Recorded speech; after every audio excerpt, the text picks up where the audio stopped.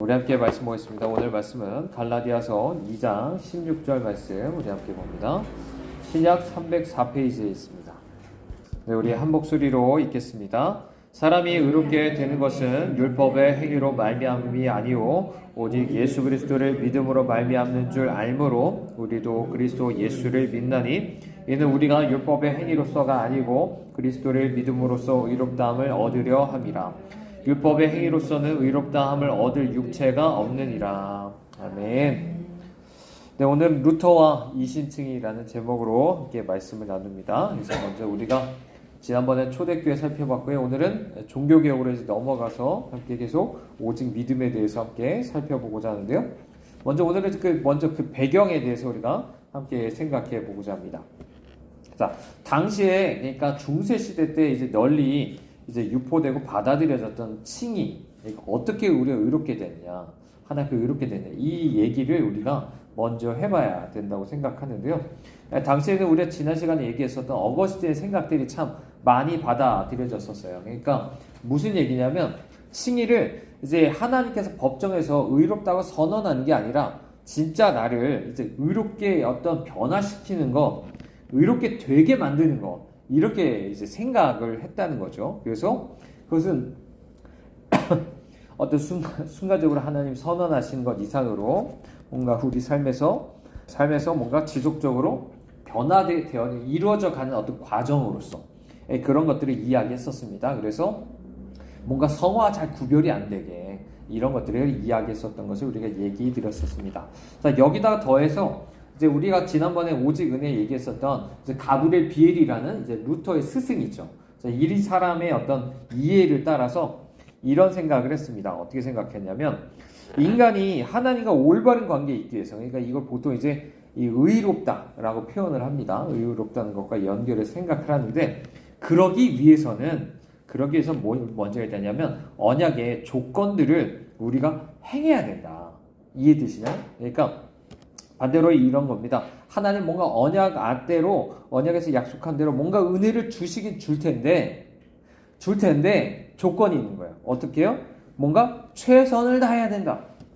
최선을 다한 사람한테만 그 은혜를 준다. 이렇게 생각을 한 거예요. 이해되시죠? 그러니까 은혜를 얘기하긴 하는데 거기에 대해서 우리가 뭔가 최선을 다해가지고 언약의 어떤 조건들을 행해야 된다. 이렇게 믿었다라는 거죠. 그래서 반대로 말하면 이런 거예요. 내가 만약에 최선을 다하지 않았다? 그러면 은혜가 안 주어진다는 거죠. 자, 여러분 어떻게 생각하세요?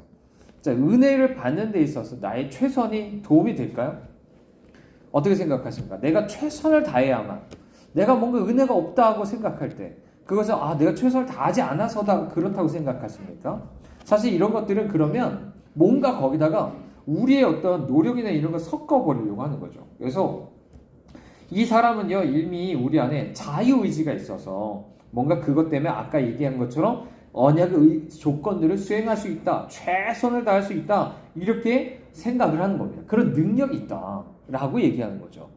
자, 우리가 나중에 이제 루터를 통해서 우리가 나중에 함께 보겠지만 어떻죠? 우리는 자유의지가 아니라 우리가 행할 수 있는 건 뭐다? 노예의지다. 오직 죄만 지을 수밖에 없다. 라는 걸 얘기하죠. 그래서 사실 이렇게 지금 이야기하는 대로 뭔가 우리가 최선을 다해서 뭔가 하나님 앞에 언약의 의무들을 행할 수 있는 어떤 조건적인 그 뭐를 내가 행할 수 없다라는 게 우리가 믿고 있는 바입니다. 근데 우리가 종종 우리 신앙들을 돌아보면 그런 경우가 너무나 많다는 것을 우리가 보게 되는 거죠. 그래서 예를 들어 이런 거예요. 방금 얘기한 것처럼 뭔가 하나님 앞에 은혜를 구합니다. 뭐 기도 중에라든지 어떤 것들 구할 수 있겠죠. 근데 거기에 뭔가 우리가 이런 식으로 하는 거죠. 멀고 빌고 비나이다라고 하는 것처럼 뭔가 내가 최선을 다해야만 뭔가 그게 이루어질 것처럼 생각하는 거예요. 기도도 최선을 다해야만 그래야만 응답이 되는 것 같고, 뭔가 내가 최선을 다해서 뭔가 봉사하고 헌금해야만 뭔가 하나님 그걸 갚아주실 것 같고, 뭔가 우리의 최선에 대한 이야기를 많이 하게 됩니다. 특별히 우리가 이렇게 하나님과 그런 언약에 들어가게 돼야 되는 데 있어서 최초의 동력은 그렇기 때문에 내가 뭔가 결단을 하고 최선을 다하고 하는 것이다. 이렇게 여기게 되는 거죠. 자, 그러면 이런 거예요. 이런 시기로 가면 뭔가 우리는 완전히 이제 펠라기우스 얘기했었던 것처럼 행위로 구원받는다는 건 아닌데 뭔가 행위를 보태는 거죠. 내가 뭔가 거기에 최선을 다해야만 은혜가 있다. 은혜를 말하긴 말하는데 최선을 다해서 뭔가 내가 결심하고 해야 된다라는 걸 얘기하는 거예요. 이런 것들이 잘못됐다는 거예요. 잘못됐다는 거예요. 그래서 우리가 물론 가끔 그래서 설교하고 듣고 나서 무슨 결심을 합시다 라고 하는 입장은 물론 우리가 오늘 주님께서 우리가 말씀하신 것에 대해서 우리의 성경의 역사하심 안에서 믿음으로 그렇게 하자는 의미지, 내 행위로 내가 최선을 다해서 뭔가 그걸 내가 지켜보겠다, 아니면 내가 내 결심으로 그걸 해보겠다고 얘기하는 게 아니에요. 근데 자칫 잘못 생각하면 마치 그런 것처럼 생각할 수 있다는 거죠. 그래서 뭔가 은혜를 받으려면 주님이 내 도움이 필요해요. 이렇게 생각하시면 안 된다는 거죠. 그래서 반드시 우리는 이 맥그레스라는 어떤 신학자가 얘기한 것처럼 우리는 크게 이 개신교 칭의에 대해서 세 가지를 딱 꼽아야 됩니다. 첫 번째 뭐라고요? 먼저 법정적으로 선포하는 거다. 내가 지금 당장에요. 물론 중생을 입었어요. 거듭나서 우리가 이 하나님의 생명이 우리 안에 시작됐습니다. 전에 악만을 행할 수밖에 없는, 악을 알고 악만 행할 수밖에 없는 나, 아무리 선을 원해도 할 수 없는 나, 이런 어떤 죽음에 처해있던 나에게 하나님의 생명이 들어와서 이제는 선을 원할 뿐 아니라 그것을 행할 수 있는 능력이 있게 되는 거죠. 근데 문제는 그 생명이 내게는 너무나 어리숙해요. 너무나 어려요, 생명이. 그러니까 맨날 어때요? 죄를 짓게 되는 거예요. 죄를 짓고 있는 거예요. 그러니까 내가 나를 봤을 때는 실제 예수 그리스도를 믿었다 해도 바뀐 게 없어요. 바뀐 게 없어요. 그렇지만 그럼에도 불구하고 이런 과정은 계속 죄죠. 점점 더 성숙해가야 돼. 생명이 성숙해가고 계속 믿음으로 가면서 그렇게 가야 되지만, 먼저 주님께서 얘기해 주시는 건 이거죠. 먼저 주님이 옷 입혀 주시는 것처럼 그것이 먼저 의롭게 되는 것이 중요하다라고 얘기를 하는 거고요. 그리고 칭의와 성화가 구별이 됩니다. 먼저 칭의가 되고 나서, 먼저 거듭나고 생명이 들어오고 나서 이 생명을 통해서 점점 더 생명이 커져가면서 거룩하게 살아가는 것도 되는 거예요.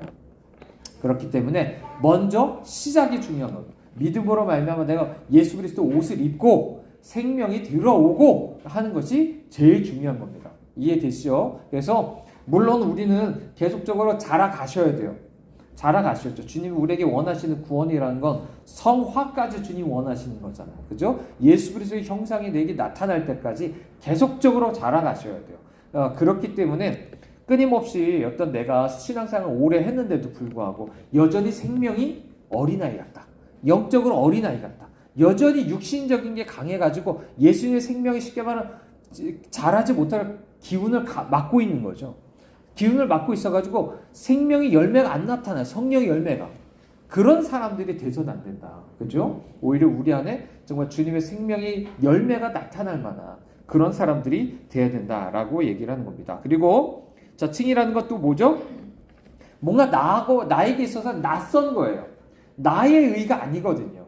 저 바깥에서 예수 그리스도 의가 나에게 전가되는 거예요. 나의 의로는 안 되는 거예요.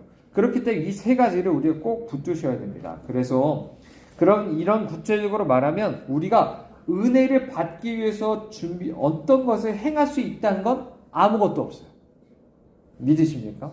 그러니까 여러분 이걸 받으셔야 돼요. 이게 실제적으로 구원 받을 때만이 아니라 나중에 성화되는 것도 마찬가지고, 기도할 때도, 말씀 볼 때도 항상 내가 은혜를 받겠다고 하면서 그 앞에서 계속 나를 내세우면 안 돼요. 뭔가 최선을 다하려고 하고 나 자신을 바라보려고 하고 내가 어떻게 행했는가, 그러면서 가끔 내가 행한 것에서 벗어났어. 내가 최선을 다하지 못해요. 맨날 내가 결심을 못해요. 그럼 항상 정죄감이 휘달리죠. 마귀가 야 너가 그따구로 해가지고 어떻게 네가 하나님 앞에 설 수 있겠냐, 이런 시험에 당해서 하나님 앞에 설 수도 없는 사람. 왜요? 맨날 나 자신만 바라보니까. 사실 그런 사람들은 아직도 뭔가 자신의 믿음에 대해 다시 한번 생각해봐야 돼요. 내가 칭의를 된 것이 정말 예수 그리스도의 그 의의를 정말 붙잡는 것인지, 아니면 내 의의를 붙잡으면서 머리로만 그냥 내가 예수님 믿는다고 말만 하고 있는 건 아닌가. 그래서 맨날 우리가 그렇게 내 행위를 여전히 쳐다보면서 내가 뭔가 최선을 다했으면 뭔가 뿌듯해하면서 하나님이 이제 은혜 주시겠지? 말하고, 아니면 내가 최선을 못 다하면 뭔가 하나님 앞에 은혜가 없을 것처럼 불안해하고, 이런 모습들이 있으면 잘못된 거다 라는 것들을 우리 생각을 해야 됩니다. 자, 그 다음에 우리가 생각해 볼 것, 자, 루터가 관심 가졌었던 이제 죄와 이제 율법에 대한 얘기를 우리 함께 생각해 보려고 하는데요. 루터가 정말 관심 가졌던 건요, 정말 우리와 하나님과의 관계에 대한 것이었습니다. 그래서 또 하나님에 대한 어떤 진리, 또 그분과의 관계, 이런 것도 상당히 중시했는데, 자, 인간은 근본적으로 우리는 이렇게 생각해야 됩니다. 우리는요, 하나님의 거룩하신 하나님 앞에 우리는 하나님의 은혜가 없이는 설 수가 없는 사람들이에요. 왜요? 주님 거룩하신 분이시고요, 우리는 죄인이에요. 죄인이어서 정말 은혜가 없이 살 수가 없어요. 우리가 이번 주에 얘기한 것처럼 어떻죠? 이미 우리 옷이 벌거벗겨진 사람이에요. 이미 우리 안에 죄가 있고요, 그로 인해서 우리는 끊임없이 그로 인해서 정죄 당할 만한, 그래서 하나님 앞에 두려워서 정말 도망칠 수밖에 없는 사람들이라는 것을 우리가 이야기했었습니다. 하나님 앞에서는 우리는 그냥 심판받을 존재입니다. 주님의 진노가 어려있는 그런 존재 위에는 아무것도 아닌 거예요.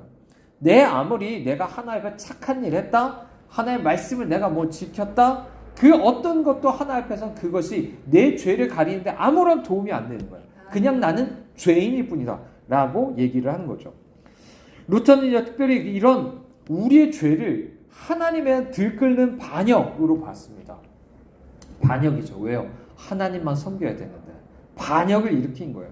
그런 우리에게 필요한 건 뭡니까? 오직 예수 그리스도의 십자가와 부활밖에 없어요. 왜냐하면 이런 완전히 근본적인 조치를 취해야만 완전 내가 하나님 앞에 새로운 신분으로서 하나님 앞에 서는 거예요. 그렇게 죄 자체를 근본적으로 다룰 수 있기 때문에 그런 거예요. 그렇죠? 그래서 십자가 부활을 통해서만 내게 완전히 새로운 옷, 새로운 생명, 이런 것들이 줄 수 있는 거예요. 그거 외에 내가 어떻게 해서 막 스스로 행해 보려고 하는 거는 결코 이 죄에 대한 문제를 처리할 수가 없습니다. 아직도 많은 사람들이 내 행위로 살려고 하는 사람들은 내 죄에 대해서 아직도 모르는 사람이에요.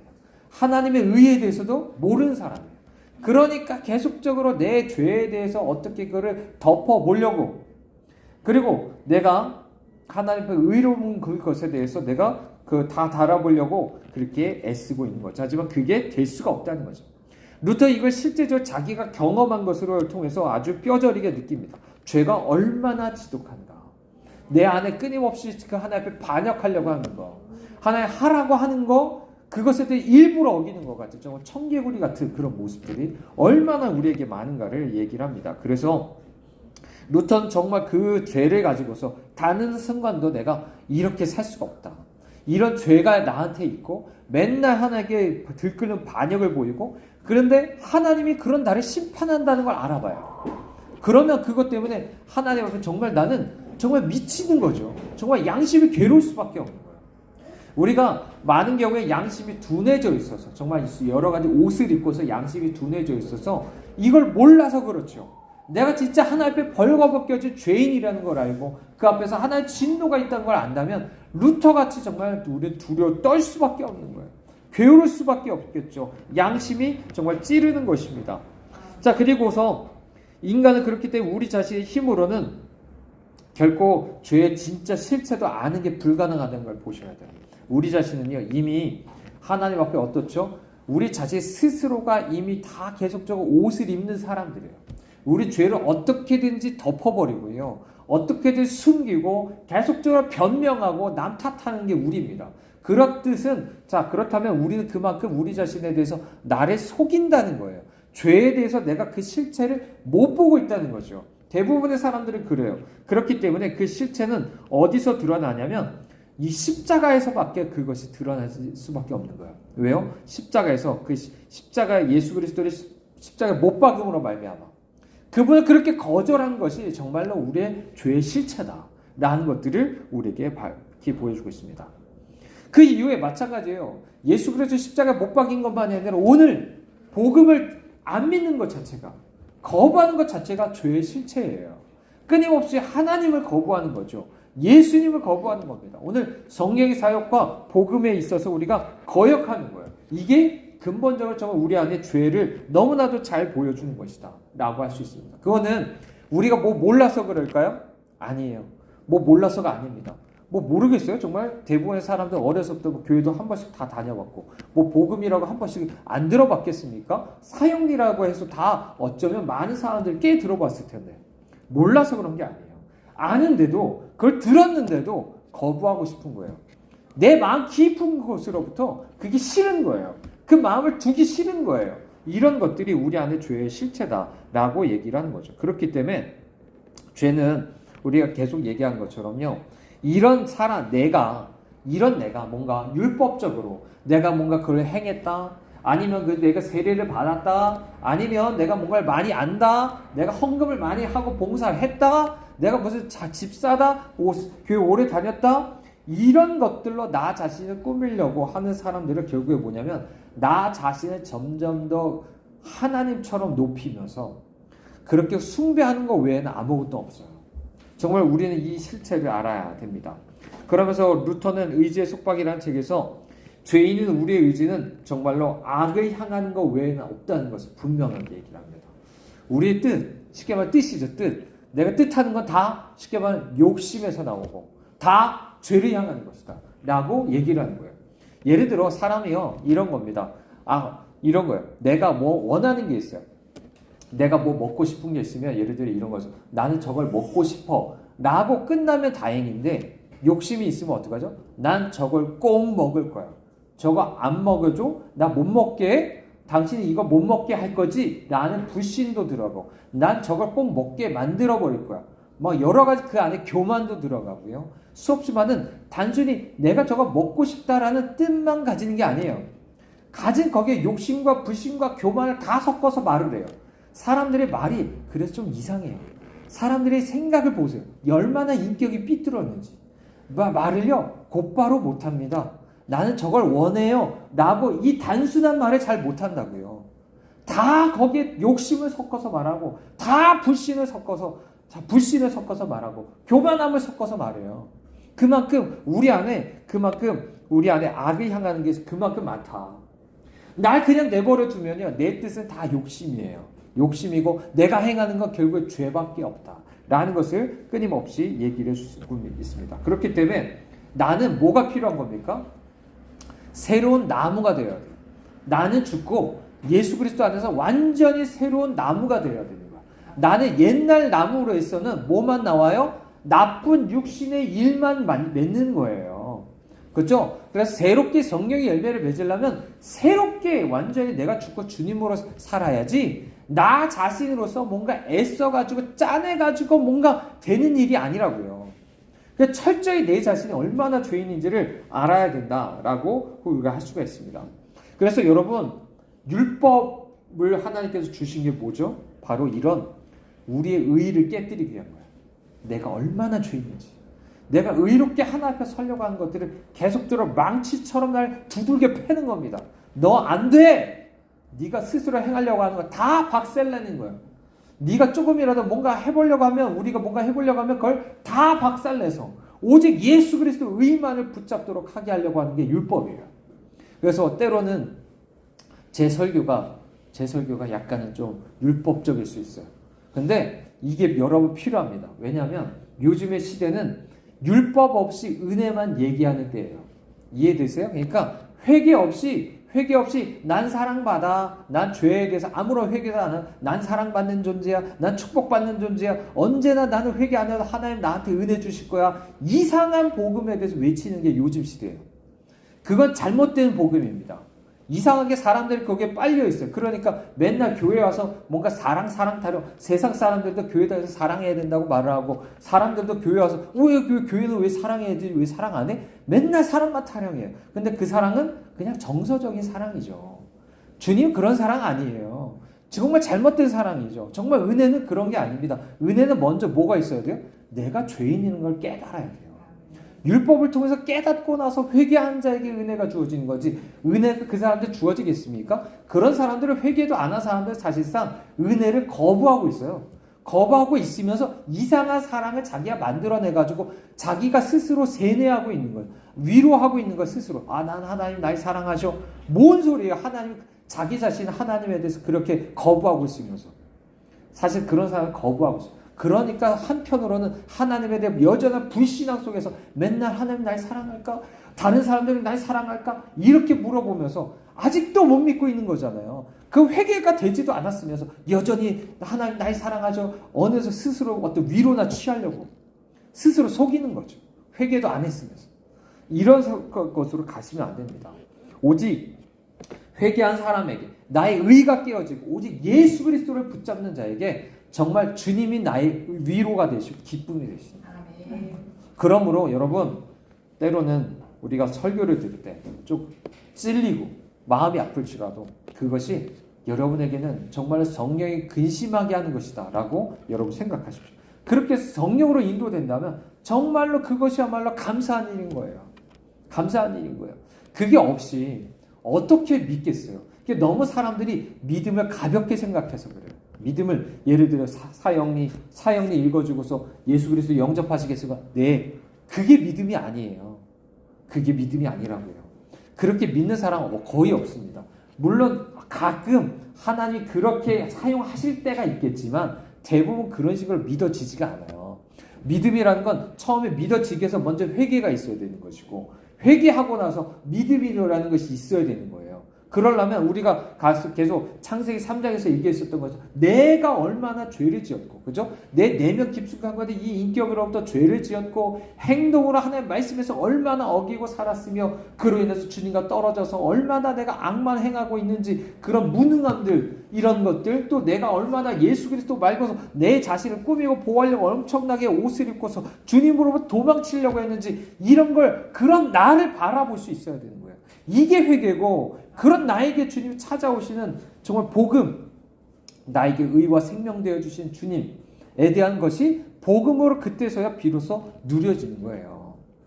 자, 그렇기 때문에 우리가 바로 이런 것을 우리가 누리시기 바랍니다. 자, 루터에게 있어서 그 세 가지가 가장 중요한데요. 자, 첫 번째는 전가입니다. 아까 얘기한 것처럼 신자의 의는 누구 거라고요? 내 의가 아니에요. 내 의가. 내 공로가 아닙니다. 내 공로, 내 의가 아니에요. 내가 뭐 여러 가지 애쓰고 내가 최선을 다해가지고 뭔가 이뤄낸 뭔가가 아니라고요. 오직 내 바깥에 예수 그리스도의 의, 나와가 전혀 상관없는 그 의, 그죠? 그 의로서 내가 의롭게 되는 거예요. 그것이 전가가 되는 거예요.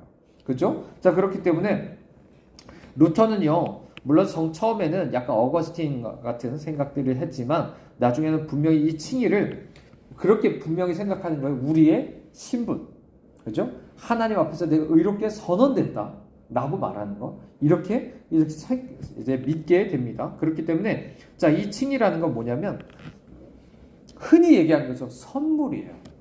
수동적인 겁니다. 내가 뭔가 능동적으로 해서 그걸 내가 얻어내는 게 아니에요.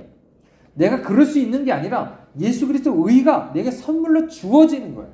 하나님이 우리에게 주시는 거예요. 나는 그것을 그냥 뭐뭐에 의해서 의롭게 되는 거예요. 되어지는 거. 그렇게 받아야 된다라고 할 수가 있는 거고요. 그렇기 때문에 우리는 의를 위해서 또 받기 위해서 어떤 것도 할 수가 없다. 이것을 분명히 하셔야 됩니다. 분명히 하셔야 돼요. 계속 상당히 자주 말씀드리지만 여전히 사실 제가 지금까지 봐왔던 많은 교회들 성도들 보면요. 대부분 율법적이에요. 다 자기 행위로 살려고 합니다. 다 뭔가 자기가 뭔가 의의를 받기 위해서 뭔가 하려고 그래요. 그리고 자기의 행위를 맨날 뭔가 이렇게 비판적으로 보죠. 율법적으로 나 자신을 맨날 봐요. 나의 행위에 대해서. 그런 사람도 진짜 많습니다. 그렇기 때문에 우리는 이걸 다시 진짜 교리적으로 받아들이는 게 아니라 정말 우리는 이런 회개가 있어야 되는 거예요. 정말 그리스도를 믿는 믿음으로 말미암아 내가 그런 믿을 때 어떻게 되는 그것 때문에 그리스도 의가 우리의 의가 되는 것이고요.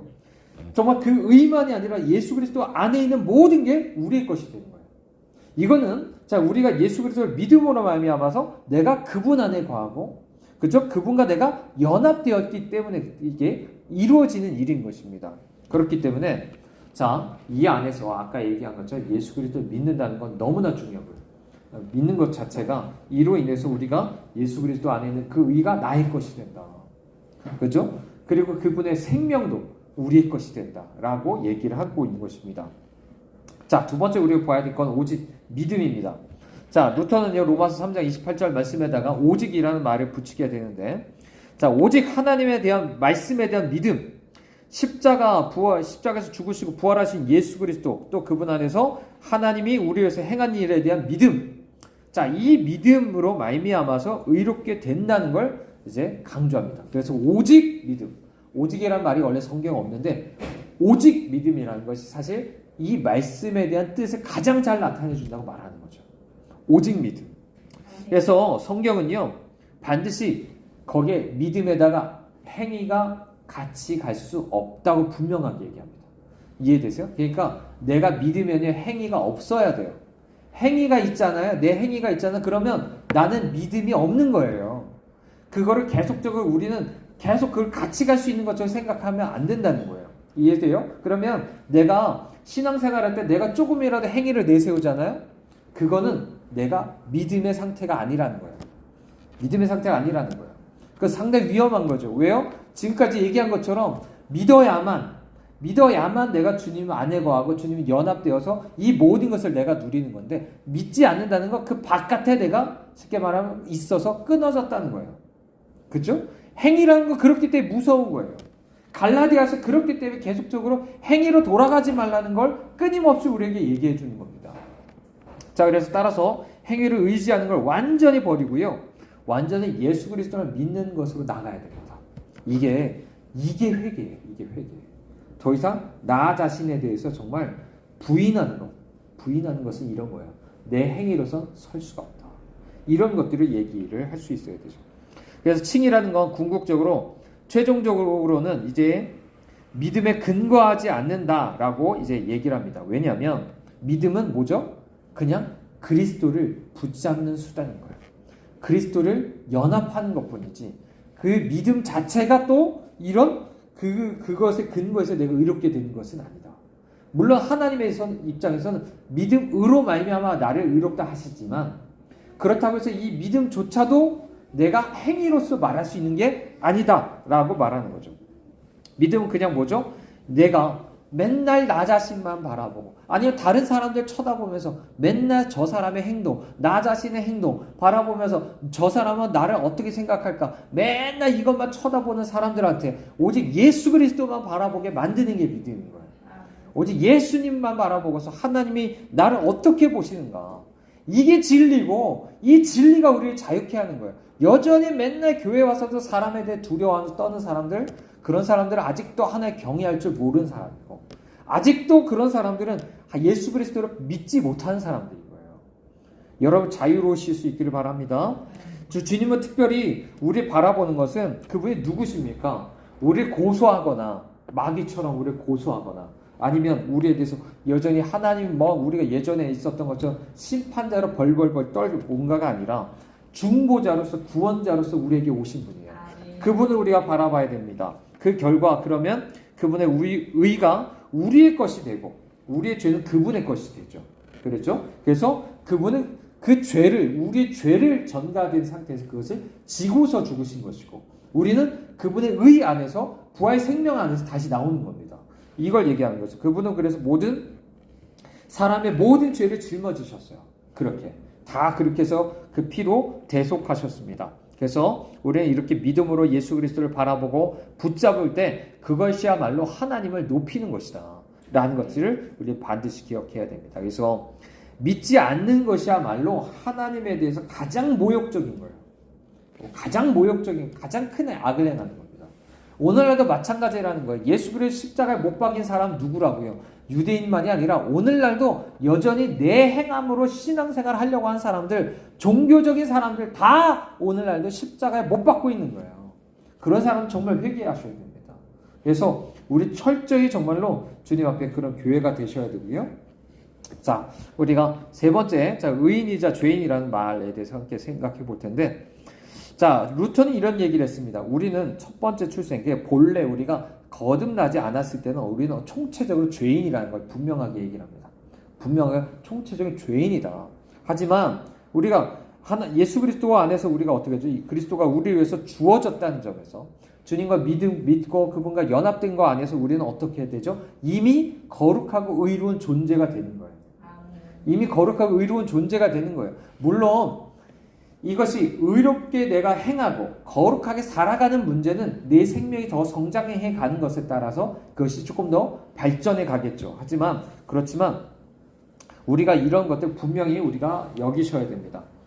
자, 그러면 이런 질문을 할 수 있어요. 우린 여전히 죄와 싸우고 있지 않습니까? 맞아요. 그렇죠? 여전히 우린 죄와 싸우고 있어요. 하지만 우리는 그럼에도 불구하고 또 우리는 확신을 가질 수 있습니다. 왜냐하면 이 의는 내 행함으로 인한 게 아니에요. 내가 행함으로 인한 것이라면 내가 지금 죄를 짓고 있을 때 그럼 나는 어떻게 생각할까요? 아, 내가 또 죄를 졌네? 그럼 나는 의롭지 못한 거네. 의롭지 못한 의로운 것에 난 떨어졌겠네? 이렇게 생각하는 거야. 아니라고요. 이미 처음부터 내가 의롭게 되는 건 누구 때문에 그런 거예요? 예수 그리스도 의 때문에 그런 거예요. 내 행함 때문이 아니라고요. 내가 죄를 져도 그게 달라지는 게 아니에요. 내가 다만 주님 앞에 믿어야 되는 거죠. 아까 얘기한 거죠. 믿지 않고 내가 계속적으로 내 행함을 바라보고 있는 것 자체가 이미 나는 믿지 못하고 있다는 뜻이고 그게 오히려 나를 정죄하는 거예요. 그렇기 때문에 오히려 나는 어떻게 바라봐야 됩니까? 믿어야 되는 거예요. 믿고 계속적으로 믿음으로 나가야 되는 겁니다. 물론 이 믿음도 약합니다. 약해가지고 온전해지지는 이제 하나님 전가 없이는 온전하지 못합니다. 그 예수님이 오실 그날까지 이 의가 온전하게 되는 것은 정말 전가 때문이다. 주님 예수 그리스도께서 우리에게 전가하신 그것 때문이다. 라는 것들을 상당히 강조를 합니다. 그래서 특별히 여전히 우리 안에는 이 죄가 남아있지 않습니까? 죄가 남아있고 이 죄 안에서 우리는 그것 때문에 이런 의의가 필요한 것인데 이것 때문에 우리는 더욱더 겸손하게 되는 거죠. 겸손하게 된다. 사실 이 루터는요. 그래서 너무나 쉽게 어떤 사람은 하나님의 진노나 어떤 죄로부터 자유롭다는 말을 너무나 쉽게 하는 것. 그리고 그래서 성령 안에서 내가 능력 있게 내가 거룩하게 승리하고 산다. 라는 것들을 너무 쉽게 말하는 것들을 싫어합니다. 비웃어요. 왜냐하면 자, 그런 것들이 실제 우리 삶 안에서 치열하게 그 죄와 싸우는 것에 대해서 정말 이 믿음을 가지고서 적용해 하는 것들이 그렇게 쉬운 일은 아니라는 거죠. 그 믿음이 얼마나 또 우리 안에 약한가. 그래서 끊임없이 그 앞에서 실제 그 죄와의 싸움 안에서 우리가 얼마나 그렇게 넘어질 수 있는가 이런 것들을 얘기를 합니다. 그러므로 이 루터는 끊임없이 오히려 자신은 오히려 그 죄의 끔찍함을 알잖아요. 아는 거 안에서 여전히 내 안에 이 죄가 남아있던 것 때문에 믿음으로 사는 것을 나는 그냥 배우고 있을 뿐이라는 걸 되게 강조합니다. 물론 우리는 교회사 전체적으로 보면 루터를 통해서 우리가 칭의에 대해서 많이 배운다면 나중에 이제 웨슬리를 통해서 조금 더 이제 성결하게 사는 삶에 대해서 좀 더 우리가 배울 거예요. 아직 거기까지 우리가 좀 신학이 좀 더 이제 발전해 나간다라고 볼 수가 있지만 그럼에도 불구하고 이것을 좀 우리가 주목해 볼 필요가 있는 거예요. 그만큼 너무나 우리가 자만하시면 안 돼요. 죄 앞에서. 물론 이 죄를 이기는 부분도 똑같은 거예요. 다른 게 아니라 이것조차도 믿음으로 이기는 겁니다. 믿음으로 우리는 의롭게 살아가고 거룩하게 살아가는 것이에요. 하지만 여전히 내가 계속적으로 처음에 구원받았을 때처럼 지금도 믿음으로 계속적으로 나가면서 이런 생명이 커져가게 하는 그것 자체도 상당히 우리 안에 많은 갈등과 싸움을 일으키는 것이 있다라는 것들을 우리가 분명하게 생각을 해볼 수 있게 됩니다. 자, 마지막으로 우리 선행에 대한 얘기인데요. 선행의 중요성을 상당히 강조했다는 걸 다시 한번 얘기를 해봅니다. 자, 선행은요, 정말 다시 한번 참된 믿음이 있다면 반드시 선행에 있어야 된다는 것을 계속 얘기를 해요. 이걸 계속 또 헷갈리시면 안 되는 거예요. 자, 선행은 믿음의 증거지 은혜의 원인이나 조건이 아니에요. 이해되시죠? 내가 정말로 믿었다면 믿음으로 말미암아 의롭게 되는 것이고, 그죠? 그리고 그 안에 내 안에 있는 중생하게 되는 그런 생명 안에서 내가 그런 선행을 행하는 거죠. 그러니까 내 안에 계신 예수 그리스도로부터 이런 선행이 나오는 거죠. 이런 것들을 바라볼 수가 있는데, 물론 이제 로마 가톨릭 때문에 이런 걸 염려했습니다. 뭔가 이런 선행을 너무 높이 평가할까봐, 사랑해라 뭐 이런 거 안에서 선행을 너무 높이 평가할까봐, 그러면 순서가 바뀔 수 있는 거예요. 순서가. 우리는 너무나 이렇게 잘 이게 교리적으로 여러분도 마찬가지예요. 그걸 정리가 잘 안 되면 또 맨날 헷갈리는 거.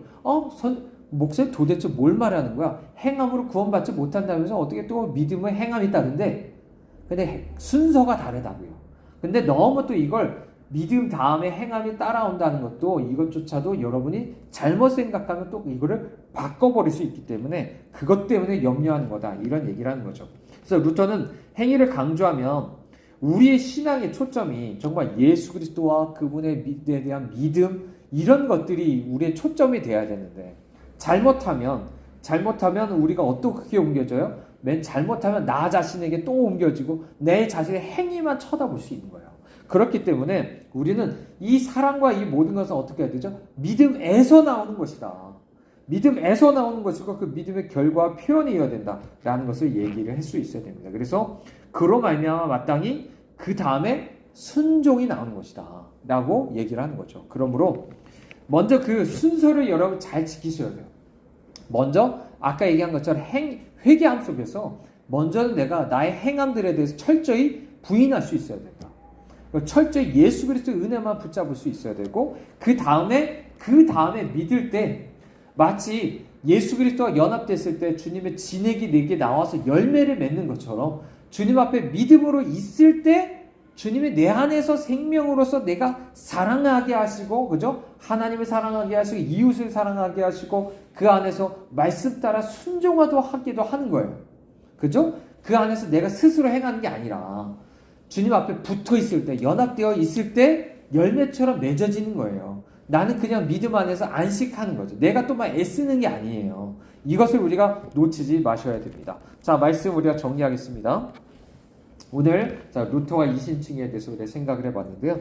우리가 어떻게 보면 오직 믿음과 관련된 이야기부터 시작해서 조금 비슷한 얘기를 많이 하는 부분도 있습니다. 좀 상당히 중복되죠.